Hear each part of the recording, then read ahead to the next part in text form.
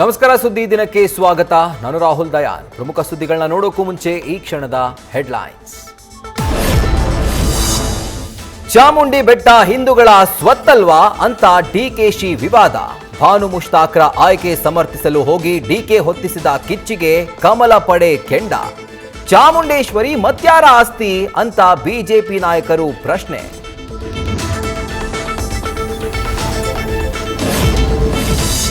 ಬುರುಡೆಗೆ mask ಹಾಕದವರ ಬಂಡವಾಳ ಬಯಲು. ಮಹೇಶ್ ಶೆಟ್ಟಿ ತಿಮರೋಡಿ ಮನೆಯಲ್ಲಿ ಚಿನ್ನಯ್ಯನ ಮತ್ತೊಂದು ಮೊಬೈಲ್ ಪತ್ತೆ.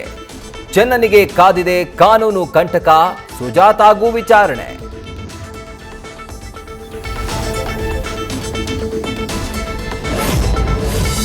ಭಾರತದ ಉತ್ಪನ್ನಗಳಿಗೆ ಅಮೆರಿಕದಲ್ಲಿ 50% ಸುಂಕ. ಇವತ್ತಿನಿಂದ ಟ್ರಂಪ್ ತುಗ್ಲಕ್ ದರ್ಬಾರ್ ಕಾರ್ಯಾರಂಭ. ತೆರಿಗೆ ಹೆಚ್ಚಿಸಿ ಮೋದಿಗೆ ಕರೆ ಮಾಡಲು ಪ್ರಯತ್ನಿಸಿದ ಅಮೆರಿಕ ಅಧ್ಯಕ್ಷರಿಗೆ ಮುಖಭಂಗ.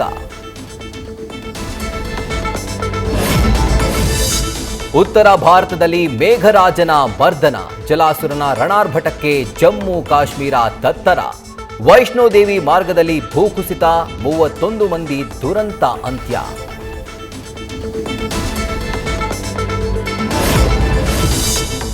ದರ್ಶನ್ ಬಳ್ಳಾರಿ ಜೈಲು ಸೇರಿದ್ದಾಗ ಕನಕದುರ್ಗಮ್ಮನಿಗೆ ಹರಕೆ ಹೊತ್ತಿದ್ದ ಪತ್ನಿ.